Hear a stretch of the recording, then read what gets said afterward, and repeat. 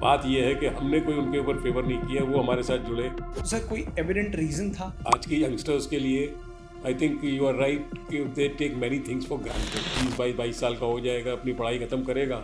इसका जिक्र मैंने किताब में भी किया है। तो लोगों के अंदर एक एस्पिरेशन होती है, इतना ग्रेटिट्यूड हर इंसान के पास है। वियर्ड से सवाल है जो मैंने लोगों से पूछता हूँ, तो सबसे पहले तो मैं फिलेंथ्रोपी थोड़ा डिफाइन करूँ कि फिलेंथ्रोपी होता क्या है। मैं इसी चीज पे आना चाहता था। I don't need an answer, you do an introspection. हम भी बचपन से सुनते आ रहे हैं। बड़े दिल वाले जो एक अप्रोच है, ये कहाँ से आता है? खाली ये मतलब नहीं है कि पैसा देना इज फिलेंथ्रोपी। कहाँ से वो what is the driving factor? Life एक मिली है तो अपना पैशन फुलफिल करो। Gratitude has to be there in every action. Gita में लिखा हुआ है, खाली हाथ आए खाली हाथ जाएंगे। ऐसा नहीं है कि सब कुछ हरा ही भरा है। Even if you are able to change one life, you have changed the whole world. Learning of this podcast for me is gratitude.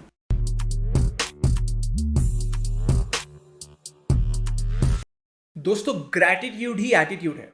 ये कितनी बार मैंने देखा, इंस्टाग्राम रील्स पे हम देखते हैं, कभी कभार बुक्स पढ़ते हैं, वीडियोस देखते हैं, बट सच बात तो ये है कि हम एक्चुअली ग्रैटिट्यूड में हैं। बिकॉज ये बात जितनी सिंपल लगती है उतनी ही टफ है। आज इस बात को एक्चुअली डिस्कस करने के लिए, इनफैक्ट जो हमारे गेस्ट थे, he is living with this attitude, mister Deepak Sharma. ये बहुत सारे सोशल कॉजेज में है। इनका लाइफ कॉर्पोरेट लाइफ से स्टार्ट हुआ, तब कुछ इंस्टेंसेस हुए जिन्होंने इनकी लाइफ को पूरी तरह बदल दिया। आज ये अपने एनजीओ के साथ हैं, सोशल कॉजेज में पूरी तरह बिलीव करते हैं, and most importantly through out this podcast मुझे पर्सनली बहुत बड़ी लर्निंग मिली कि यार हम कितने छोटे हैं। I mean, it's not about the age, it's not about the experience, but it's about the fact कि कोई इंसान इतने ग्रैटिट्यूड में, इतना ग्रेटफुल होके कैसे जी सकता है। इस पूरी के कॉन्वर्सेशन में आपको अलग अलग लर्निंग्स मिलेंगी, बट मोस्ट इंपॉर्टेंटली आपको दिखेगा कि एक्चुअली कोई इंसान, not just for the sake of it, actually gratitude में कैसे जीता है, क्या क्या चीजें वो करता है, उसके सोचने का तरीका क्या है, जिसकी वजह से वो सोशल कॉजेज में भी बिलीव करता है। So if you want to actually see what gratitude means, then this episode is for you. Welcome to the Sakshar Duggal show. Sir का मुझे कहीं से रेफरेंस मिला था, वहां से हमारी बात शुरू हुई, बातें हुई हैं, बट कभी ये बात नहीं हुई कि पॉडकास्ट में क्या बात करनी है। तो सर अभी आए, we were just discussing, and there is this one thing जो मुझे आपकी हर सेंटेंस, बिहेवियर, हर चीज़ में एक चीज़ दिखी, वो है ग्रैटिट्यूड। तो ग्रैटिट्यूड का जो आपका नेचर है, that's what I am observing, and I think through this podcast we will understand ये एटीट्यूड कहाँ से आता है, क्या क्या चीज़ें हैं। But before that sir, just to start, if you don't mind sharing, what has been your journey so far? कहाँ से शुरुआत हुई और आज हम क्या कर रहे हैं? तो जैसे कि मैंने बताया है कि मैं नॉर्मली थैंक्स और ग्रेटिट्यूड से शुरू करता हूँ। तो आज अगर हम ये कुछ बैठे हैं कुछ अपनी लाइफ जर्नी का शेयर करने में, तो सबसे पहले मैं ग्रेटिट्यूड भगवान का दूंगा, जिन्होंने मुझे इतनी अच्छी ज़िंदगी दी। नाउ आई एम 65, तो 65 साल की बहुत सुंदर ज़िंदगी।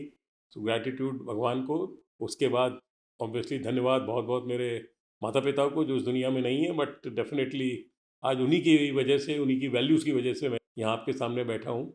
और उसके अलावा मैं ज़रूर ग्रेटिट्यूड दूंगा दो महिलाओं को, जिसमें एक मेरी धर्मपत्नी, लोग बोलते हैं बेटर हाफ, बट मैं हमेशा उनको एज बेस्ट हाफ बोलता हूँ, because we both are best for each other, so I always refer as best half, doctor Sunita Sharma. और अगर मैं आज बात करूँ तो I am a proud husband of director general health services, ministry of health, government of India. So आज वो उस मुकाम पे है कि जहाँ मुझे जितनी प्राउडनेस फील होती है, आप मेरे चेहरे से भी शायद देख सकते हैं। तो उनका बहुत बड़ा मेरे इस जर्नी में सहयोग है। वो खुद भी इस जर्नी की हिस्सा है, बट डॉक्टर किरण मोदी जो फाउंडर हैं उदयन केयर ऑर्गेनाइजेशन की, जिन्होंने 31 साल पहले इस संस्था को नींव दी और शुरुआत की, तो उनका भी बहुत बहुत धन्यवाद, क्योंकि उन्होंने मुझे 2009 में मेरे को, मेरी वाइफ को मौका दिया इस संस्था से जोड़ने के लिए as a volunteer. So I think gratitude to all. और अब वापस आते हैं आपके सवाल पे, तो क्विकली मैं लाइफ जर्नी बताऊंगा। 1960 में मैं, मोदी नगर एक छोटा शहर है, वहाँ पैदा हुआ। उसके बाद 1961 में मैं अलीगढ़ मूव किया। मेरे फादर को वहाँ अलीगढ़ मुस्लिम यूनिवर्सिटी में फ़िज़िक्स की लेक्चरशिप मिली, तो वहीं से मेरी स्कूलिंग हुई। वहीं मैंने इंजीनियरिंग किया। 1982 में मैंने इंजीनियरिंग पास आउट किया AMU अलीगढ़ से। और उसके बाद से मैंने करीब 30 साल डिफरेंट कॉर्पोरेट्स में काम किया, स्टार्टिंग विद NTPC। उसके बाद मैंने ABB में काम किया, फिर एल्स्टॉम में काम किया, So 30 years of corporate experience. 30 experience, और फिर टाटा पावर, और लास्ट जॉब मेरा टाटा टेली सर्विसेज था। और एट द एज ऑफ 53 मैंने कॉर्पोरेट को, जैसा कि मेरी ड्रीम थी, 36 साल की उम्र में मैंने कॉर्पोरेट को अलविदा कहा और पिछले 12 साल से फुल टाइम तन मन धन से सेवा कर रहा हूँ उदयन केयर में। And again gratitude to God for this ज़बरदस्त अपॉर्चुनिटी। सर, उदयन केयर की थोड़ी बात करते हैं। ये जो फाउंडेशन है, अब जो भी कोई भी इंसान, मेरा ऐसा मानना है कि कोई भी इंसान फाउंडेशन चालू करता है, एक एक इनर बिलीफ होती है। चाहे कोई पेट्स के लिए कर रहा है, कोई अबैंडन्ड पीपल के लिए कर रहा है, कोई एजुकेशन के लिए कर रहा है। तो थोड़ा आप उदयन फाउंडेशन के बारे में बताएं, and at the same time आपको जब इसका मतलब आपको मौका मिला हिस्सा बनने का, तो ऐसी क्या अंदर मोटिवेशन या क्या रीज़न था जिसकी वजह से आपने इसका हिस्सा बनना चाहा? तो सबसे पहले मैं उदयन केयर के बारे में बताऊं। जैसे मैंने बताया, डॉक्टर किरण मोदी जिनको मैंने ग्रेटिट्यूड एक्सटेंड किया, उन्होंने इस संस्था की शुरुआत की 1994 में। तो आज हम 32वें साल में हैं। और आपको जान के खुशी होगी कि दिल्ली से शुरुआत हुई थी और आज हम 18 राज्यों, 18 states and 41 cities across India हम लोग काम कर रहे हैं। और ऑलमोस्ट 350 के करीब एम्प्लॉयज़ काम कर रहे हैं पैन इंडिया। 3,000 से ज़्यादा वॉल्टियर, मैं भी एक वॉल्टियर हूँ। वो डिफरेंट रोल्स में हम लोग एसोसिएटेड है ऑर्गेनाइजेशन के साथ। और ऑर्गेनाइजेशन का जो मेन विजन है, बिकॉज हर संस्था का एक विजन होता है, तो उदयन केयर का विजन है मेकिंग यंग लाइव्स शाइन। इसका मतलब ये है कि हम बच्चों के साथ काम करते हैं, और जो बच्चे इकोनॉमिकली वीकर सेक्शन से आते हैं। तो हमारे कई सारे प्रोग्राम्स हैं, और आगे हम बताएंगे क्या क्या प्रोग्राम्स हैं। बट ऑलमोस्ट अब तक हम करीब 60,000 गर्ल्स एंड बॉयज़ के साथ पूरे देश में डायरेक्टली उनको चेंज कर चुके हैं, उनको एम्प्लॉयबल बना चुके हैं। उनकी ज़िंदगियाँ, मैं ये नहीं बोलूँगा बदल दी हैं, क्योंकि बच्चों की अपनी भी मेहनत होती है। हम खाली एक कैटलिस्ट की तरह उनके साथ जुड़े हैं, और they have really made us proud. तो बात ये है कि हमने कोई उनके ऊपर फेवर नहीं किया, वो हमारे साथ जुड़े, उन्होंने फेवर किया, और वो आज डिफरेंट ऊंचाइयों पे पहुंचे हुए हैं। तो सर, कोई एविडेंट रीज़न था जिसने आपने कहा कि मैं, बिकॉज अगेन कॉर्पोरेट स्पेस छोड़ना पहली बात आसान नहीं होता, दूसरा अगर होता भी है तो लोगों के अंदर एक एस्पिरेशन होती है कि एक बड़ा स्ट्रांग मोटिवेटर है कि मुझे ये करना है, इसलिए मैं ये स्पेस छोड़ रहा हूँ। हर इंसान जिसको भी पता चलता है वो मुझसे ये पूछता है, और उसका जो मैं कारण भी बताता हूँ। जैसे मैं बताया, आई एम 65 नाउ। 36 की एज में मैं उस वक्त ABB, एक स्वीडिश मल्टीनेशनल है इलेक्ट्रिकल इंजीनियरिंग कंपनी, उसमें काम करता था। तो एक ऑफिशियल विजिट में मैं कलकत्ता गया था। सो शाम को ऐसे ही मैं, टाइम था तो मैं missionary of charity mother Teresa की वो विज़िट किया मैंने कलकत्ता में। और ये बात है 1996 की। और वहाँ जब मैंने विज़िट किया और मैंने जो कुछ देखा, किस तरीके से लोग वहाँ सेवा दे रहे हैं, girls boys, different age group, 30 के, 35 के, 40 के। मैं उस वक्त 36 साल का था। तो मुझे लगा, भाई ये लोग क्यों ऐसा कर रहे हैं, ये क्यों सेवा दे रहे हैं, और हम तो मज़े कर रहे हैं ज़िंदगी में। तो वो जो 15-20 मिनट या 25 मिनट मैंने वहाँ गुजारे, तो वापस जब मैं आया, तो ऑनेस्टली बता रहा हूँ, उस रात एक द्वंद्व चलता रहा अपने अंदर कि यार ये लोग क्यों कर रहे हैं काम, ये भी तो मेरी तरह कॉर्पोरेट में काम कर सकते थे। तो बस वही जैसे बताया कि भगवान की कृपा है, ग्रैटिट्यूड है। तो शायद भगवान ने बोला कि नहीं, कुछ तो तुम्हें करना है, कुछ तो तुम्हें मतलब सोचना है आगे क्या करना है। तो वो एक्चुअली बस उस वक्त एक, एज अ सेड, सीड डल गई। और उसी वक्त हमने फैसला किया कि भाई किसी न किसी स्टेज पे आके सब कुछ छोड़ेंगे, और एजुकेशन के साथ जुड़ेंगे। ये भी बड़ा क्लियर था कि क्या करेंगे, गर्ल्स एजुकेशन के साथ जुड़ेंगे, बिकॉज कोई नई चीज़ नहीं है, लेकिन वी ऑल नो कि अगर किसी परिवार में एक बच्ची पढ़ जाती है तो जनरेशन्स पढ़ जाती हैं। तो वही सोच के साथ अपनी लाइफ चलती रही। और 53 पे जब मैं कॉर्पोरेट में था, टाटा टेली सर्विसेज में सीनियर पोजीशन पे, तो मैंने क्विट किया। और तब से 12 साल से मतलब फुल टाइम हूँ। उससे पहले मैं 4 साल संस्था के साथ पार्ट टाइम वॉलंटियर था। तो ऑर्गेनाइजेशन के साथ तो मैं 2009 से जुड़ गया था। 2009 से 2013 तक मैं पार्ट टाइम वॉलंटियर था। उसके बाद अब 13वां साल चल रहा है, मैं as a full time volunteer, जैसे बताया, तन मन धन से लगे हैं। Gratitude to God. सर, जब भी कोई इंसान सोशल इनिशिएटिव्स करता है, दो ही चीज़ होती है। या तो शुरुआत से बचपन में कोई कीड़ा डल गया होता है, कोई एक अपना वो रहता है मोटिवेशन कि मैंने ना सबके लिए सोशली मैंने कुछ करना है। दूसरे ऐसे लोग होते हैं जो नॉर्मल अपनी लाइफ जी रहे हैं, और कुछ एक लाइफ में ऐसा एक डिफाइनिंग मोमेंट कह सकते हो, इंसिडेंट कह सकते हो, जो पूरा उनको ट्रांसफॉर्म कर देता है। तो सर, आपके केस में क्या हुआ? क्या ऐसा कोई इंसिडेंट था या ऐसी कोई सिचुएशन थी जहाँ बिल्कुल आपका, जैसे आपने अभी शेयर किया छोटा सा incident, but still was there any specific incident which completely transformed you? अक्सर ये बहुत ही अच्छा सवाल है और ये बहुत कम लोग पूछते हैं, लेकिन मैं इसका जिक्र मैंने किताब में भी किया है, विंग्स टू फ्लाई जो मैंने लिखी है, और जो पिछला इंसिडेंट था वो भी मैंने किताब में डिस्क्राइब किया। बट ये जो आपने सवाल पूछा ये मैंने ऑब्जर्व किया। आपको बताता हूँ, मेरे फादर जैसे मैंने बताया अलीगढ़ यूनिवर्सिटी में फिजिक्स के प्रोफेसर थे, मतलब लेक्चरर थे, फिर रीडर हुए, फिर प्रमोट हो गए, प्रोफेसर हुए। तो मैं जब करीब स्कूल में था, 7th 8th में या 9th में, और फादर फिजिक्स पढ़ाते थे यूनिवर्सिटी में, और उस टाइम की बात है, 70s की बात है, मिड 70s की बात है। तो उस वक्त फिजिक्स मतलब दो ही ऑप्शंस होते थे कैरियर के, या तो इंजीनियरिंग कर लो या मेडिकल कर लो, ठीक है ना। उस टाइम की बात कर रहा हूँ, 50 साल पहले की।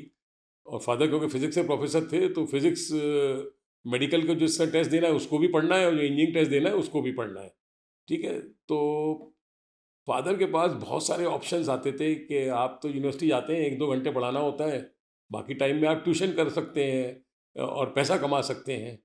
बट ट्रस्ट यू मी, ये फादर को मतलब जब मैंने देखा और उनकी सुनता था बातें, तो उन्होंने बोल दिया कि भाई मैं विद्या को बेचता नहीं हूँ, मेरे को पढ़ाने के पैसे यूनिवर्सिटी से मिलते हैं।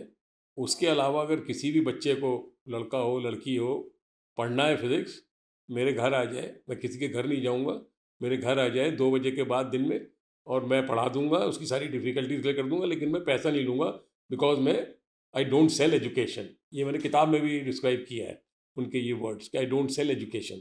तो शायद वो चीज़ वहाँ से ही देखी कि एक तो पैसे के पीछे नहीं भागना है, ठीक है ना, और जो वैल्यूज़ की बात है, क्योंकि उनकी जो वैल्यूज़ थी वो मैंने बुक भी उन्हीं को डेडिकेट की है, क्योंकि उन्हीं की वैल्यूज़ की वजह से आज जो भी कुछ हम थोड़ा बहुत कर पा रहे हैं समाज के लिए, तो वही है। तो ये आपने जो सवाल पूछा ना, तो ये I watched my father very closely.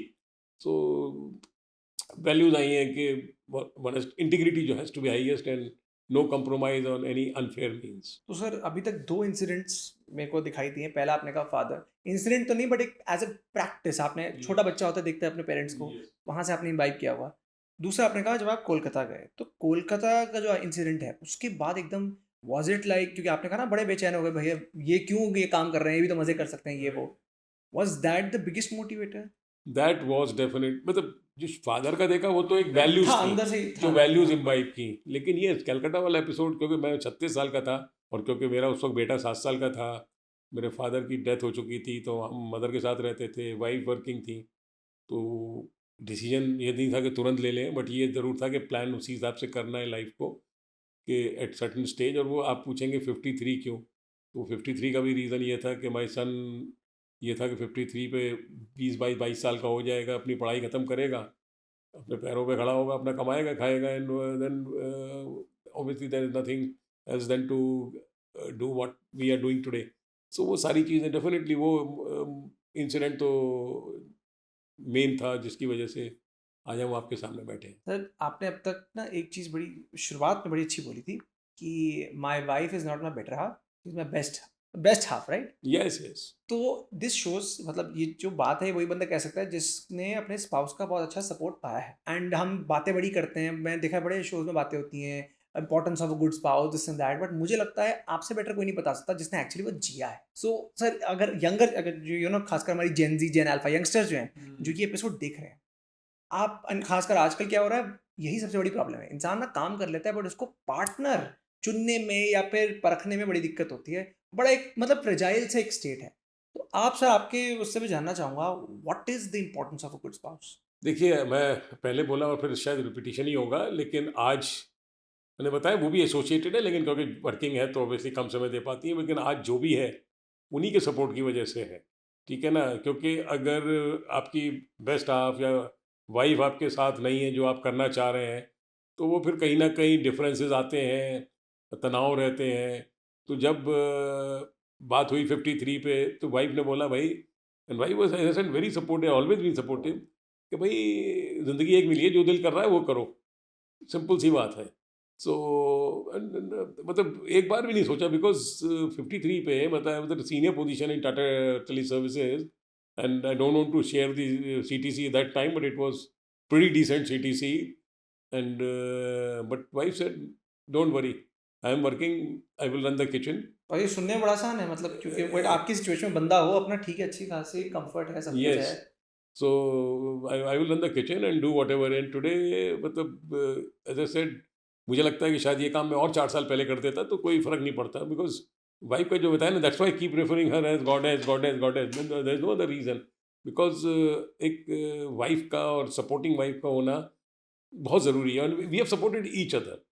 So I think again gratitude to God. I think equal partnership ही है जो कहीं ना Yes, कहीं yes. काम करती है. और फिर बात कर रहे हैं वुमेन एम्पावरमेंट की, ठीक है ना, हमारी तो ऑर्गेनाइजेशन ही काम मेनली 80% हमारे जो रेसिपिएंट्स हैं वो गर्ल्स हैं, वुमेन हैं. सो हम अगर बात कर रहे हैं वुमेन एम्पावरमेंट की, अपने घर में ही वो चीज़ अगर नहीं हो रही है तो then it's like double talk. So walk the talk तो बहुत ज़रूरी है ना, कि if you are preaching something तो first practice, which invariably I try to do in all aspects. Sir आपकी बुक में देख रहा हूँ विंग्स टू फ्लाई, क्या है इस बुक में और ये कहाँ से आइडिया आया कि अब एक बुक लिखनी चाहिए? So आइडिया तो नहीं था मेरा लिखने का बुक, टू बी ऑनेस्ट. और मैंने अपने एक फ्रेंड है आशीष चक्रवर्ती, उनका जेनपैक में काम करते हैं, और बुक में भी मैंने उनको एक्नॉलेज किया है. तो ऐसी एक दिन 2019 की बात है, बैठे थे उनके साथ कहीं कॉफ़ी पी रहे थे, तो उन्होंने, उस वक्त तो मेरे को 2019 में करीब 6 साल हुआ था, तो उन्होंने ही बोला कि आप कोई किताब क्यों नहीं लिखते हैं, and you have been devoting so much and your journey has been so inspirational. But ठीक है, इंजीनियरिंग पढ़ी थी तो इसलिए वो लिखने की हैबिट नहीं थी. बट जैसे बोलते हैं ना, ब्लेसिंग इन डिस्गाइज, कोविड आ गया मेरे लिए. तो obviously it was a very bad time for the entire globe, so many people lost their life, so God bless their soul. But शायद मेरे लिए वो एक ऐसे मैंने बोला blessing in disguise, movement restrict हो गया, ठीक है. So then I picked up the pen. और हैबिट मेरी एक जो अच्छी हैबिट थी, मैं 2013 से जब से फुल टाइम जुड़ा, तो आई यूज़ टू राइट डायरी, ठीक है. सो कोई भी इंसिडेंट होता था, ये नहीं कि रोज़ का लिख रहे हैं, लेकिन हफ्ते में अगर 4-6 कुछ ऐसे इंसिडेंट्स हुए, अच्छे बुरे जो भी है, तो वो मैं डायरी लिखता था. सो वो फिर मैंने उठाई, 6 साल का उसमें मतलब मैटर मसाला था, और फिर लिखना शुरू किया. और जब चैप्टर्स लिखने शुरू किए, फिर एक थैंकफुली एक जर्नलिस्ट मिल गया, उसने मुझे बहुत सपोर्ट किया लिखने में, और corrections and all those things. So लिखना शुरू किया अगस्त 2020 में, और बाय मई 22, ऑलमोस्ट 1.5-2 साल लगा, वो किताब तैयार हो गई, ये विंग्स टू फ्लाई. और जुलाई 29th 2022, which was my late father's birthday, उन्हीं को बुक डेडिकेट है, उस दिन मैंने इसको लॉन्च किया इंडिया इंटरनेशनल सेंटर में. So this is the brief story about the book, and book is primarily about how my initial journey, where as I mentioned, my father was a big inspiration. तो कुछ anecdotes हैं उसमें, और rest is all about my journey with Udayan Care, and how again blessed I am, and a lot of stories about children, how they have grown and how they have made us proud with their achievements. Lot of letters are there in this book from children who are now working, alumni, and all those things. So obviously it's all a true story, no fiction. So अगर कोई really, मैं बोलूँगा, अगर पढ़ना चाहे कुछ something inspirational, so it could be a good pick. और सबसे इम्पॉर्टेंट चीज़ जो है, इस बुक की कीमत 251 रुपीज़ है, और इसका जो भी मेरे को मिलता है पैसा, वो उदयन केयर को जाता है. सर एक बड़ा इंटरेस्टिंग क्वेश्चन है मेरे पास, बट उससे पहले मैं आपसे कुछ और पूछूंगा. लिविंग माई प्रॉमिस, ये क्या है? So living my promise is just a movement. जैसे ना, जैसे क्विट इंडिया मूवमेंट हुआ था, तो living my promise is also a movement which was started by couple of people, like one of them I know, Venkat Krishnan, जो Give India की भी शुरुआत की थी उन्होंने. तो 2017 में उन्होंने ये मूवमेंट शुरू किया. और इस मूवमेंट में क्या है कि if your worth is more than 1 crore, so you can pledge at least 50% of your wealth to charity of your own choice, either during your lifetime or after your death, right? So 2021 में me and my wife have also, और सबसे मज़ेदार बात यह है कि इसमें कोई डॉक्यूमेंट नहीं देना है, कोई ऐसा नहीं है कि आपने कोई लीगल डॉक्यूमेंट साइन करना है. इट्स ओनली, यू कैन से, a promise which you are making, right? Moral promise, you can say, which we have committed, that at least 50% of our wealth, either during our lifetime or after death. But to be honest, हम उसको during a lifetime we are practicing. So if you read our book, if you read our journey, I can proudly से कि हम छोटे से philanthropist हैं जो जैसे बताया ना तन मन धन से कर रहे हैं, तो वो ever we can contribute every year we try to contribute to Udayan Care and couple of other NGOs who I am in contact with. मैं इसी चीज़ पे आना चाहता था, इसलिए मैंने ही जानबूझ के टॉपिक छेड़ा। सर, हम बड़े बड़े अंबानी, बिरला, टाटा सब देखते हैं कि जी अच्छा इतने प्लेज हो रहे हैं, ये फिलैंथ्रोपी। जब फिलैंथ्रोपी वर्ड यूज़ करते हैं ना, तो हमारा हर किसी का एक परसेप्शन होता है, बिलियनर होगा बंदा, वो कर रहा है। बट आपके केस में ये थोड़ा हटके है कि जी ठीक है, मैं 1 करोड़ कम नहीं होता, लेकिन आप ये भी नहीं सुनते लोगों को जिनकी 1 करोड़ की वर्थ है कि वो 50% ऐसे प्लेज का कर रहे हैं। तो सर, ये जो फिलैंथ्रोपी जो वर्ड है, क्योंकि देखिए मैं मानता हूँ रादर देन आप ये जो जार्गन्स पढ़ो, इट्स बेटर आप किसी ऐसे बंदे से पूछो जो एक्चुअली उसको अपनी लाइफ में जी रहा है। ये फिलैंथ्रोपी कहाँ से है? मतलब इतना बड़े दिल वाला जो एक अप्रोच है, ये कहाँ से आता है? तो सबसे पहले तो मैं फिलंथ्रॉफी थोड़ा डिफाइन करूं कि फिलंथ्रॉफी होता क्या है। फिलंथ्रॉफी खाली ये मतलब नहीं है कि पैसा देना इस फिलंथ्रॉफी। आप अपना टाइम किसी को दे रहे हैं, अपनी नॉलेज दे रहे हैं, अपना प्यार दे रहे हैं। जिन बच्चा because we have programmes where children do not have parents and we have been mentoring them as parents, raising them like a family. तो आप अगर अपना प्यार भी दे रहे हैं, वो भी एक बिग वे ऑफ फिलंथ्रॉफी है। सो यस, लोग नॉर्मली कनेक्ट करते हैं फिलंथ्रॉफी को पैसा देने से। सो दिस इज सब briefly I wanted to share कि philanthropy can be in so many other ways. And yes, coming to this thing, अब इसी से निकलते हुए दो सवाल हैं और उसमें डिस्क्लेमर ये रहता है कि ये सवाल उन लोगों के लिए है जो 60 से ऊपर हैं। तो पहला सवाल मैं क्या पूछता हूँ, और मैं ये भी कहता हूँ कि I don't need an answer, you do an introspection, मेरे को जवाब नहीं चाहिए। तो पहला सवाल तो ये मैं पूछता हूँ जो 60 से ऊपर हैं कि please ask your child whether, मतलब अपने बच्चे से पूछिए, लड़का हो या लड़की, कि उसको क्या आपकी जो पर्सनल वेल्थ है उससे कुछ हिस्सा चाहिए। ये मेरा अपना मानना है जो मैं बता रहा हूँ, मतलब ऐसे कि मैंने पढ़ा नहीं, बट ये मेरी अपनी सोच है कि अगर बच्चा बोलता है हाँ चाहिए, दैट मीन्स हमने बच्चे की परवरिश ठीक से नहीं की है, उसको हमने अपाहिज बना के रखा है। क्यों? क्योंकि इसका मतलब उसको अपने हाथों पे, अपनी मेहनत पे, अपनी नॉलेज पे विश्वास नहीं है, इसलिए उसे माँ बाप का पैसा चाहिए। ठीक है, तो ये सवाल मैं पूछता हूँ और एज ए सेड मैं लिख भी देता हूँ कि I don't need an answer. आपको सोचना है सोचो, नहीं सोचना है, बट मेरे दिमाग में आया है तो मैं सवाल पूछ रहा हूँ। ठीक है, तो एक तो ये सवाल हो गया। दूसरा सवाल मैं पूछता हूँ कि आप अपने बच्चे से, नहीं, what has been your child's contribution in your wealth. आज अगर मेरे पास सपोज 2 करोड़ है, तो उसमें मेरे बच्चे का क्या कंट्रीब्यूशन है? भाई मैंने तो उसको पढ़ा लिखा के बड़ा किया है ना, वो मेरी जिम्मेदारी है एज ए पेरेंट, तो हमने बड़ा किया, उसको पढ़ाया, बेस्ट एजुकेशन दी। लेकिन अगर आज मेरे पास 2 करोड़ है तो उसका क्या कंट्रीब्यूशन है उसमें? और उसका कंट्रीब्यूशन अगर ज़ीरो है, एंड स्पेशली ये सवाल उनके लिए जो सर्विस में है, बिजनेस वालों का तो चलो फैमिली होती है, कंटिन्यू करते हैं, तो सर्विस वालों के लिए खासतौर से कि भाई अगर उसका कोई कंट्रीब्यूशन नहीं है तो फिर उसको क्यों हिस्सा देना है आपको? आप उनको दीजिए जो, जिनको ज़्यादा ज़रूरत है, who are really in need, and especially in this country we know कि जितना भी आप करिए वो कम है। लेकिन कई लोग यही सोच के हार मान जाते हैं कि अरे यार 140 करोड़ है, इतनी है कि हमारे करने से क्या होगा। ये सोच लोगों को एक तो चेंज करनी है, क्योंकि बुक में भी मैंने जो विंग्स टू फ्लाई है उसमें मैंने कहीं पढ़ा था, तो मैंने वो यूज़ किया फ्रेज कि even if you are able to change one life, you have change the whole world. क्योंकि जिसकी ज़िंदगी आप चेंज कि करेंगे, दुनिया तो चेंज होगी। जिसकी ज़िंदगी चेंज करेंगे दुनिया भी चेंज होगी, और जिसकी ज़िंदगी चेंज करेंगे वो आगे 99% आगे किसी की ज़रूर चेंज करने की कोशिश करेगा, क्योंकि इतना ग्रैटिट्यूड हर इंसान के पास है। ठीक है, तो ये कुछ दो तीन जो वियर्ड से सवाल हैं जो मैंने लोगों से पूछता हूँ, और ऐसी पोस्ट पे बहुत कम रिएक्शंस आते हैं, मुझे मालूम है नहीं आएंगे, बट स्टिल जो थॉट आते हैं तो मैं उसको ब्लैक एंड वाइट में डालता हूँ। बट अगेन सर, मैं इसी चीज़ पे बार बार आऊँगा कि हम जब सुनते हैं, आपकी हमने बात की है, कोई भी ऐसा बंदा जो, जिसको हम इन शॉर्ट बोल सकते हैं बड़ा दिल है, बहुत बड़ा दिल है, ऐसे कर रहे हैं, eight the end of the day human beings तो सारे हैं, इमोशन सबको आते हैं। और आई एम श्योर कोई, मैं तब इतना हमेशा बोलता हूँ, कोई भगवान तो है नहीं। तो जब ऐसा कोई इनिशिएटिव जैसे आपने काम लेते हैं, कहाँ से वो, what is the driving factor?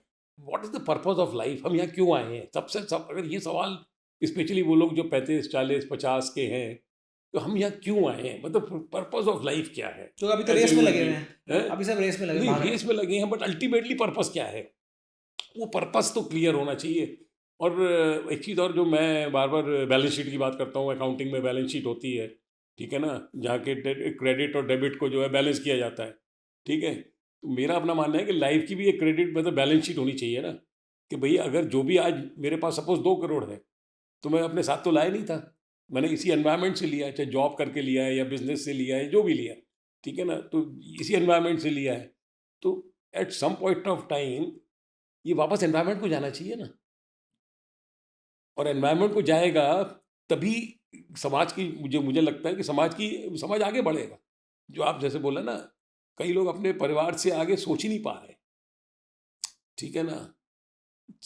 First generation, second generation, अगर ग्रेट ग्रैंड डॉटर भी है, ग्रेट ग्रेट सन भी है, तो उसके लिए भी कुछ कर ले। क्यों भाई, क्यों? अरे करो उनके लिए जो, मतलब आप अभी मैं आपको बताऊंगा कि हम लोग ऐसे ऐसे प्रोग्राम्स कर रहे हैं उदयन केयर में, जहाँ हम स्लम्स में काम कर रहे हैं, ठीक है? स्लम्स की फैमिलीज हमने अडॉप्ट की हुई हैं। उसमें कभी आप अगर विजिट करें, आपको पता होगा किस एनवायरनमेंट में फैमिलीज रह रही हैं, किस एनवायरनमेंट में बच्चे रह रहे हैं। तो उनको ज़्यादा ज़रूरत है, बताया ना, मेरी थिंकिंग ऐसी हो गई है कि उनको ज़्यादा ज़रूरत है या मेरे बेटे को जो लंदन में बैठा है उसको ज़रूरत है? क्यों भाई? सर, अब जब भी कोई भी बंदा सोशल इनिशिएटिव लेता है, कैसा भी सोशल इनिशिएटिव हो, अच्छी नोबल इंटेंट होती है, उससे करता है वो। अब आपने भी कहा, जैसे आपकी अब तक हमने जो सारी बातें सुनी, ग्रैटिट्यूड है और एक जिसे कहते हैं ना कि दूसरों को सर्व करने का एक पर्पस है। लेकिन बहुत सारे प्रैक्टिकल चैलेंजेस भी आते होंगे एक फाउंडेशन को, एक सोशल इनिशिएटिव को चलाने में। और मैं ये नहीं कह रहा कि देखिए बंदे की तो नोबल इंटेंशन होती है, लेकिन आउटसाइड फोर्सेस कभी कभी प्रैक्टिकल चैलेंजेस भी होते हैं। तो आपकी जर्नी में अब तक कुछ चैलेंजेस आए, या कोई, मैं चैलेंजेस तो नहीं बोलूंगा बट सिचुएशंस जहाँ थोड़ा लगा बट हाँ हैंडल हो गई? नहीं नहीं, बिल्कुल, क्यों नहीं। देखो, मैं ये बोलूँ कि पिछले 12-15 साल में सब कुछ रोज़ी हुआ है या सब कुछ अच्छा ही हुआ, ऐसा नहीं है। चैलेंजेस या अपने आते हैं, और डिफरेंट टाइप के चैलेंजेस होते हैं। बिकॉज़ जैसे हमने बताया, हमारा एक प्रोग्राम है जहाँ पे कि हम होम्स रन करते हैं उन बच्चों के लिए जिनके पेरेंट्स नहीं हैं, ठीक है? उनको हम बोलते हैं आउट ऑफ होम चिल्ड्रन। तो एक जैसे ग्रेटर नोएडा में होम है which is a girls home, और मैं और मेरी वाइफ बीन 12 साल से उन बच्चों को एज पेरेंट्स, बहुत सारी सक्सेस स्टोरीज वहाँ निकल चुकी हैं। लेकिन वहाँ भी चैलेंजेस आते हैं बच्चों के, क्योंकि सब ट्रॉमेटिक बैकग्राउंड से आते हैं, तरह तरह के ट्रॉमा होते हैं। तो उन ट्रॉमास को एड्रेस करना, उनको अच्छे से अच्छे डॉक्टर को दिखाना, साइकोलॉजिस्ट को दिखाना, वो सारी चीज़ें हैं। तो तरह तरह की इस तरीके के चैलेंज आते हैं जहाँ हमें बच्चे को काउंसलिंग करनी होती है एज पेरेंट, फिर हमारे प्रोफेशनल्स हैं वो काउंसलिंग करते हैं। तो we have challenges as well, nothing ऐसा नहीं है कि सब कुछ हरा ही भरा है। पर ठीक है, लाइफ में चैलेंज नहीं होगा तो फिर शायद मज़ा भी नहीं आएगा। सर, आजकल जो यंग जनरेशन है वो ना, मतलब खासकर when I am talking to you, मेरे को खुद बहुत छोटा मैं हूँ आपसे, लेकिन छोटा वैसे उस सेंस में महसूस हो रहा है कि कितना, मतलब there are so many things हम पढ़ते हैं, ग्रेटिट्यूड होना चाहिए, पढ़ना एक चीज़ है, उसको जीना एक और चीज़ है। वो पहली चीज़ तो मैं आपसे बिल्कुल, the whole learning of this podcast for me is gratitude. But मेरा सवाल ये है, यंग जनरेशन बहुत ग्रेटिट्यूड लैक करती है। तो अगर आप मान लीजिए, आप किसी कहीं पॉडकास्ट के थ्रू कहीं कॉलेज में जा रहे हैं, आप यंगस्टर्स से इंटरेक्ट कर रहे हैं, उनकी कुछ समस्याएं, ठीक है, आप उनको ग्रैटिट्यूड के बारे में क्या बताना चाहेंगे so that they actually understand what is gratitude? देखिए, आज अगर आप एक एनालिसिस करें, तो आप पाएंगे कि आज हम और जहाँ बैठे हैं, हम और आप, we are in the top 1 और 0.5% ऑफ दिस कंट्रीज पॉपुलेशन, ठीक है? तो सबसे बड़ा ग्रैटिट्यूड तो यही निकल के आता है कि हमारे पेरेंट्स ने या हमारे फोर फादर्स ने कुछ अच्छा किया, इसलिए हम यहाँ हैं। उन लोगों की क्या मजबूरी है जो आज स्लम्स में रह रहे हैं, ठीक है ना? वो भी हमारी तरह इंसान है, हाथ है, पैर है, सब कुछ है, लेकिन वो बेचारे उस एनवायरमेंट, बेचारा नहीं बोलूँगा बट उस एनवायरमेंट में रह रहे हैं। तो ग्रैटिट्यूड तो हर चीज़ के लिए हमें टाइम टू टाइम एक्सटेंड करना है। आज आप कॉलेज में पढ़ रहे हैं, इट्स नो मीन थिंग। कितने बच्चे कॉलेज तक पढ़ पाते हैं, आप देखिए। तो वो gratitude has to be there in every action, चाहे वो टुवर्ड्स पेरेंट्स हो, टुवर्ड्स टीचर्स हो, टुवर्ड्स फ्रेंड्स हो, टुवर्ड्स ब्रदर सिस्टर हो। लेकिन ग्रैटिट्यूड तो ऐसी चीज़ है कि बहुत इम्पॉर्टेंट है। और आई वुड से दैट आज के यंगस्टर्स के लिए, I think you are right कि they take many things for granted, ठीक है? तो वो चीज़ जो है, आई थिंक हर एक को थोड़ा सा अंदर अपने देखें कि how privilege we are. So I think gratitude, as I keep telling, मैं तो दिन रात भगवान को ग्रेटिट्यूड देता हूँ कि इतनी अच्छी ज़िंदगी जीने को उसने मुझे अपॉर्चुनिटी दी है। तो यंगस्टर्स के लिए तो बस यही मैसेज है कि please look inside, evaluate and see how lucky you are wherever you are today. Sir, Karmaveer Chakra award, इसके पीछे मतलब क्या है ये और आपको क्यों मिला? तो ये एक्चुअली एक ऑर्गेनाइजेशन है रेक्स करके, जो कि आई कॉन्गो एक कॉन्फेडरेशन ऑफ एनजीओज है और यूनाइटेड नेशंस का एक एसोसिएशन है। तो ये हर साल, और ये 25-26 नवंबर को होता है इवेंट, क्योंकि 26 नवंबर को आपको पता है कॉन्स्टिट्यूशन लिखा गया था। सो ये 2 दिन का इवेंट होता है। This organisation has been organising and recognising, you can say, sort of unsung heroes. ठीक है ना। आज लोग बोलते हैं, अगर आप इवन अमेजोन पे जाएंगे, इस बुक के कम से कम 100 से ज़्यादा रिव्यूज़ हैं, एंड अगर आप 2-4 भी रिव्यूज़ पढ़ लेंगे ना, तो आपको समझ आएगा कि how people are talking about me. But still मैं तो एक आम आदमी हूँ। ठीक है, आज आपने यहाँ बुलाया तो आई एम श्योर ये पॉडकास्ट आगे जाएगा, लोग देखेंगे। तो रेक्स बेसिकली रिकॉग्नाइज करता है इस तरीके के लोगों को from different walks of life. तो someone could be physically challenged. The last time when I attended, there was a farmer from Andhra Pradesh. उसने पता नहीं कुछ इस तरीके का ग्रोथ किया कि पर एकड़ जो है yield was I think 4 times और 5 टाइम्स द नॉर्मल यील्ड। तो उसको उन्होंने रिकॉग्नाइज किया। तो they recognise I think almost more than 150 people, और उनको अलग, किसी को सिल्वर देते हैं, किसी को ब्रॉन्ज देते हैं, गोल्ड देते हैं। तो they keep recognising every year such unsung heroes. एक पहले साल 23 में मुझे सिल्वर मेडल मिला था, और last year they gave me the gold medal. Sir, coming to my last question, what are your 3 messages to our audience? So 3 messages में पहला तो ये है, और जैसे मैंने लाइफ को 35-40 के आसपास कुछ डिफाइन किया, तो एक तो ये ज़रूर करिए कि लाइफ का कुछ ना कुछ पर्पस सेट करिए। दूसरा, मैंने बोला कि कोई ना कोई, हर इंसान किसी न किसी चीज़ के बारे में पैशनेट होता है। Like I am passionate about girls education, अक्षर यू में भी पैशनेट अबाउट एनिमल्स। ठीक है, समवन में भी पैशनेट अबाउट क्लाइमेट, समवन में भी पैशनेट अबाउट वाटर कंजर्वेशन। जिस चीज़ के लिए भी आप पैशनेट हैं, और ऐसा नहीं हो सकता, अगर आप पैशनेट हैं स्पोर्ट्स के लिए, तो आप स्पोर्ट्स में देख सकते हैं कि आप कैसे कंट्रीब्यूट कर सकते हैं, किसी बच्चे की ज़िंदगी बदल सकते हैं, या किसी को गाइड कर सकते हैं। तो ये passionate, I am sure everyone is passionate about something और दी अदर। तो वो एक तरीका है कि ज़रूर प्लान करिए और अपना पैशन को फुलफिल करिए।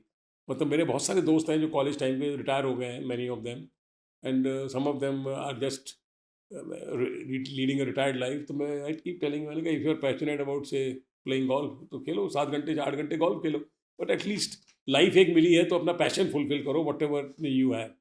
सो define purpose of life, fulfil passion, and lastly, and specially message for people who are above 50 और 60, कि जो मैंने 2 सवाल पूछे हैं, उन सवालों को ज़रूर सोचिए कि आई थिंक हमारे बच्चों से ज़्यादा there are millions and millions in this country who need support. So just introspect and think of them. So I think these 3 messages possibly, छोटा आदमी हूँ बट जो मुझे समझ आया है, मुझे लगता है, और ये मैं खुद एज आई सेड प्रैक्टिस कर रहा हूँ, gratitude to God. So I think this is what I would like to say at the end. Thank you so much sir, आपने इंट्रोस्पेक्शन की बात की, एंड मैं खुद पॉडकास्ट का पार्ट हो गया, मैं बीच बीच में मैं इंट्रोस्पेक्ट कर रहा था कि यार actually there are lot of things जो हम फॉर ग्रांटेड लेते ही हैं, और जब तक आप इंट्रोस्पेक्ट नहीं करेंगे तब तक आपको समझ भी नहीं आएगा कि रियलिटी क्या है। रियलिटी यही है कि आप, वही वो वाली कहावत है ना कि आप क्या लेके आए थे क्या लेके जाओगे। हाँ, वो तो गीता में लिखा हुआ है, खाली हाथ आए खाली हाथ जाएंगे। तो वो मतलब हम भी बचपन से सुनते आ रहे हैं।